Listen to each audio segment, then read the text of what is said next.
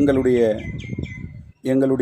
எவர் green washing liquid pH உடைய தரத்தை இப்பொழுது பார்ப்போம். pH என்பது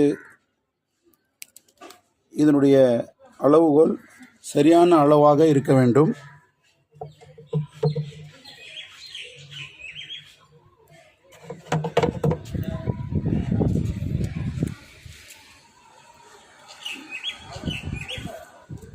நம்முடைய pH உடைய அளவு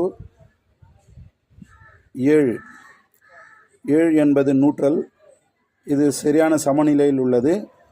எங்களுடைய எவர்கிரீன் வாஷிங் லிக்விடின் துணிகளுக்கும் எந்த ஒரு பாதிப்பையும் ஏற்படுத்தாது.